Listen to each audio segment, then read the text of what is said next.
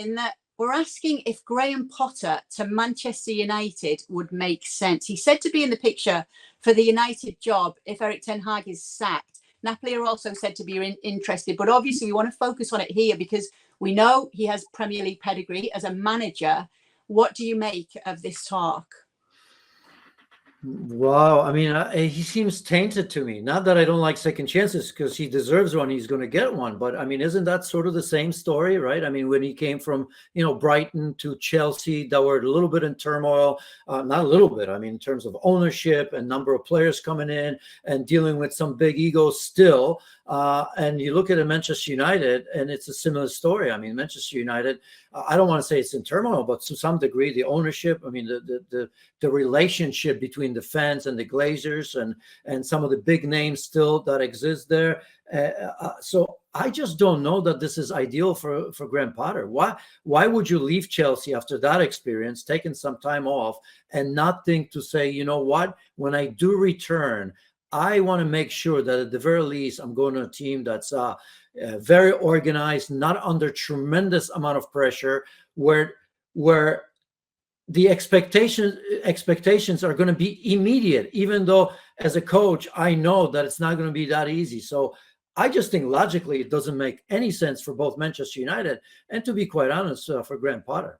Okay, it's interesting, when I saw that, because what would be a good fit for Potter then if he was to come back to the Premier League as a manager, when you're talking about avoiding a club like that, like the Chelseas and the Manchester United? Oh, now you put me on the spot. Never thought about it. It wasn't in the script. Well, I know, because I'm thinking about it as you speak, because I'm thinking, obviously there's no fear at the moment with the Newcastle job, but I'm thinking he'd probably be a good fit at a club like Newcastle. When you're thinking about where he could fit, maybe the Spurs job before Ange Postecoglou got it. Obviously there's no worries about that. They're like, what's a good place that he would land that would be somewhere where there maybe wouldn't be as much pressure?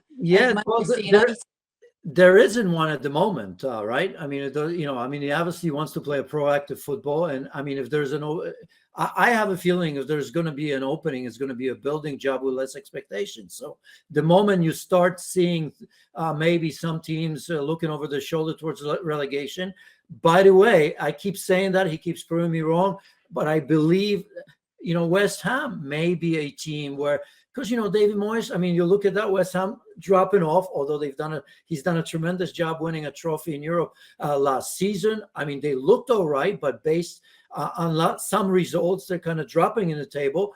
But I think it's a team that's on the up. And I think if West Ham struggle and are at the wrong end of the table again, and if they decide that maybe we need something more expensive, because it's not that I'm against David Moyes, but I think people would agree with me that they're just waiting for that next step, for somebody a little bit younger with brighter ideas, committed to attacking football a little bit more. I could see that in time, that would be a good spot for Potter.